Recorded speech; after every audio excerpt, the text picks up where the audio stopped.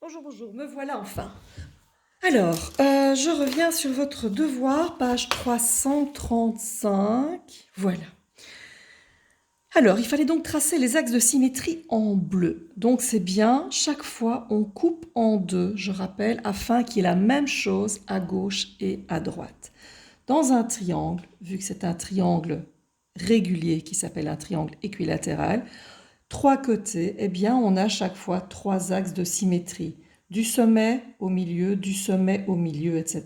Trois axes. Est-ce qu'on a un centre de symétrie? Mais non, parce que si j'ai une pointe en haut et la base en bas, après, ce sera pas la même, ce sera le même dessin, mais il ne sera pas situé à la même place. Donc, ce qui compte, c'est que quand je prends, si vous voyez que je prends un triangle, est-ce que vous voyez la différence quand je fais un demi-tour? Ben oui, vous voyez que la pointe est en bas. Si je prends un rectangle, vous ne voyez pas bien comme ça, si je prends un rectangle, si je fais un demi-tour, voyez-vous une différence? Ben non. Bien sûr qu'en fait, nous, on sait que la pointe qui était là, elle est là, elle est là, mais l'image, l'aspect est le même. Donc ici, pas de centre de symétrie. Pour le carré, un centre de symétrie et 4 axes. Ici, 5 axes, 0 centre. Quand il y a 6 côtés, 6 axes, 1 centre. 7 côtés, 7 axes, 0 centre.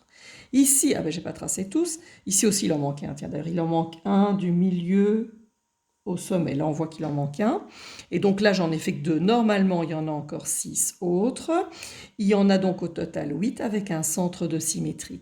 On remarque que le nombre d'axes, c'est toujours exactement le même nombre que le nombre de côtés.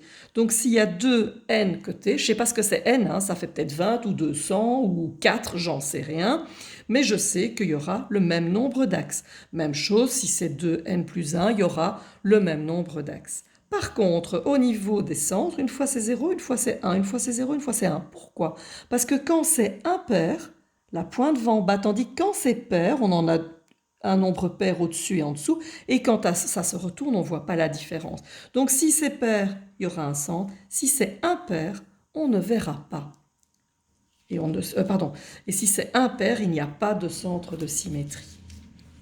À la page suivante, on peut donc dire que dans un polygone régulier, il y a autant d'axes de symétrie que de côtés. Vous pouvez compléter, hein, et seuls les polygones réguliers ayant un nombre pair de côtés possèdent un centre de symétrie. Exercice suivant, voici un triangle.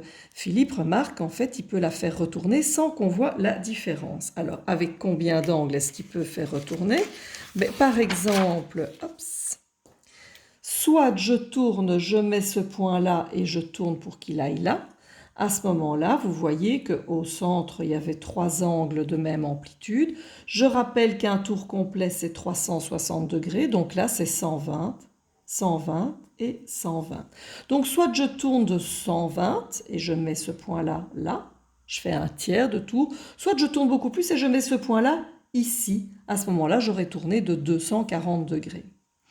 J'avais un triangle, 120, 120, 120. Ici, j'ai un pentagone, 5 côtés.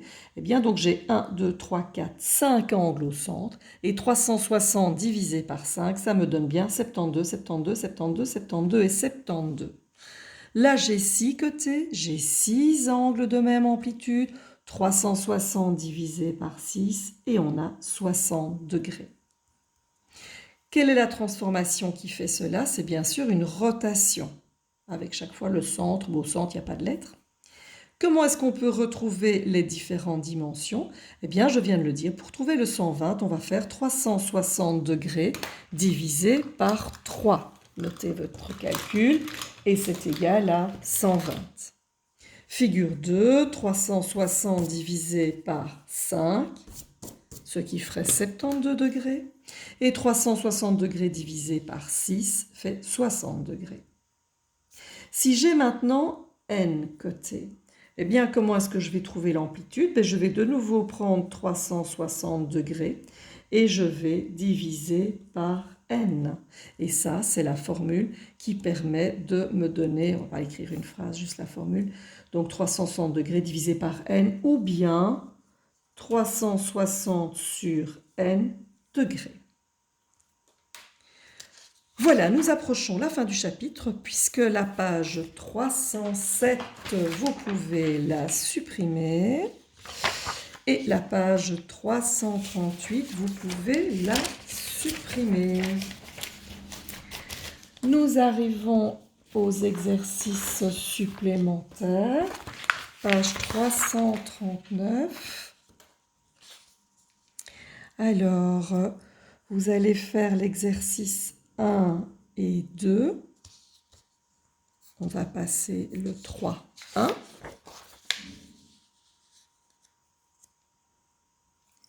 Vous allez faire l'exercice 2 et l'exercice 3. On va passer le 4. On va passer le 5. Vous allez faire l'exercice 6. Et vous allez passer la fin. Voilà, donc comme exercice pour demain, donc il y a combien? 1, 2, 3, 4, 5 exercices supplémentaires et on attaquera le test toi, etc. pour la suite. Bon après-midi, à demain!